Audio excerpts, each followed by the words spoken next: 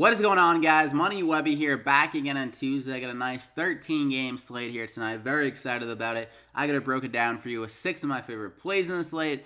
My money 6, 2 pitchers, 4 batters to run it up on the scoreboard for you, hopefully, here tonight. So before we get going, if you could drop a like in the video, that'd be greatly appreciated. It really goes a long way. So thank you. Let's hop right into it, though. Let's not waste any time. First guy up, I'm going to go with Zack Wheeler, the elite kind of pitchers on the slate price-wise. I'm just not too excited about it. I'm going to take some value at pitcher here tonight. I think Zack Wheeler is a great value, one of the better pitchers on the slate, and he's been heating up a little bit recently in his last 2 starts, despite having some tough assignments against Philadelphia and Atlanta, and now he's back at home in New York, which is it's a solid pitcher's park. I would say it's a park downgrade for Philadelphia, and they're going to be without Gene Segura and Herrera, 2 solid batters in that lineup, so it's not as big of a concern for me against Philadelphia, especially with Wheeler in New York here at home. And he had some good strikeout ability last year, 24% K rate, and Philadelphia has been striking out a lot against right-handed pitchers, a 26.7% K rate, so I think Zack Wheeler can get it done here tonight. Have a better outing, and I think he has a good shot at getting the win as well. So I'm going to go ahead and lock him in there as my first guy. I'm going to go with one of my favorite stories so far this season, Homer Bailey. Hopefully he can continue here tonight against Tampa Bay, a lineup without their best hitter in Austin Meadows, and it's a good pitching spot in Tampa Bay in the Dome.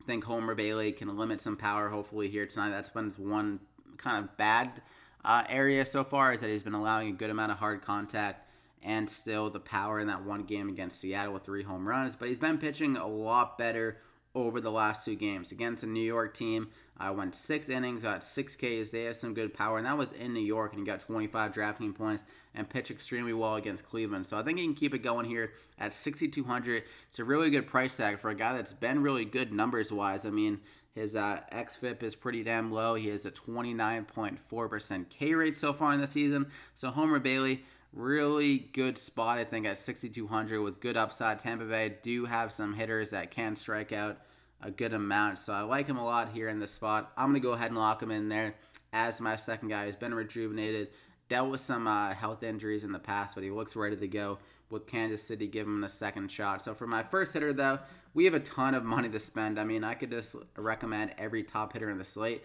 and probably can fit them all in because we have 4,400 remaining per player. But first guy up, Jose Altuve at 5,000. He's been hitting for a ton of power this year. Has a 302 ISO in the season with his 8 home runs. He has the Astros have 5.1s implied. Altuve in that 2 spot, really good ability. Always has that stolen base chance. And then going against Pineda, he's been allowing a ton of hard contact to right-handed batters, a 54% hard contact rate. So Altuve can absolutely hit a home run against them. Really good pop. He was actually better against right-handed pitchers last year. So far this year, he's been crushing lefties and still doing good against righties, but has been a little bit better. But I think Altuve can get it going here, have another big game. So I'm going to go ahead and lock him in there as my first hitter. Then I'm going to go with Yoan Moncada. Kind of let me down last night. I was expecting a little bit more from the bat, but he still was able to do good with 11 DraftKings points just because their lineup was hitting so well. They put up 12 runs. He did have 1 single, but he got 2 walks and got 2 runs, which really kind of lifted him up a little bit yesterday. But he has another good opportunity here. Going against a right-handed pitcher, I always prefer him against righties. He's a lot better power. And this is a park upgrade again here. Going to Baltimore, really good hitter's park. And going against Andrew Kashner, another bad pitcher. He allowed 1.7 home runs per 9 to left-handed batters last year. So Moncada, I think he's going to make up for his kind of disappointing game last night. Have a big game here and hopefully go deep for us. So I'm going to go ahead and lock him in there. And also he has a good chance, he always has a chance of getting a stolen base with his speed as well. And for my third guy, I'm going to go with Trevor Story here at 5,200. I could see him being a little bit overlooked just because Patrick Corbin is pitching for the Nationals, but Corbin is still a guy that gives up a good amount of hard contact and a good amount of home runs, especially to right-handed batters. And we saw him struggle a little bit so far this season with allowing home runs to righties, and he's still a good strikeout pitcher. That's obviously a concern for Trevor Story, is that he could strike out like every single time against Corbin in this spot. But going against left-handed pitchers, he's normally a lot better. He had a 355 ISO against them last year and a ton of power in Coors Field. He's been heating up recently with his hitting.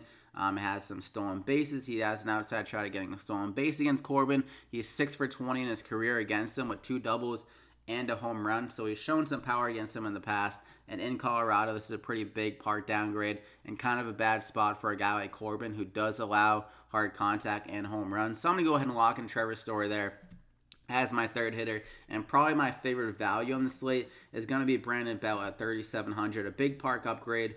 Going to Toronto, we know that San Fran is probably one of the worst parks to hit in, especially for home runs. So Belt, he's going to be very happy, similar to that smile on his face when he goes to Toronto, especially going against Thornton, who's been allowing a lot of hard contact, allowing 2.7 home runs per 9 left-handed batters so far in the season. And Belt, I think he might have been hurt so far this year. Actually, he's played 23 games. I don't know. But I know he has a really good ISO versus right-handed pitchers at 350 ISO. So maybe some of his struggles is coming against lefties. He always does struggle against lefties. But his ISO, his power against right-handed pitchers has been really good so far this season. So I think he's going to keep that going here against Thornton, one of the worst pitchers on the slate, just numbers-wise so far this year. So I'm going to go ahead and lock him in there as my final guy. Can definitely go deep, and that leaves us with 42.75 remaining per player. We have some of the best hitters on the slate now. Tuve, Moncada, and Trevor Story. All three of those guys can go deep or steal a base, maybe even both for us and Belt. Really good power upside in that Toronto game. So I hope you enjoyed the plays. Drop a like if you did. Really appreciate that. And make sure you subscribe so you don't miss out on any more MLB DraftKings picks. I just uploaded my NBA playoff DFS picks for the night. If you're interested in watching that video, go ahead and do so. But good luck here tonight, and we'll see you back here again next time.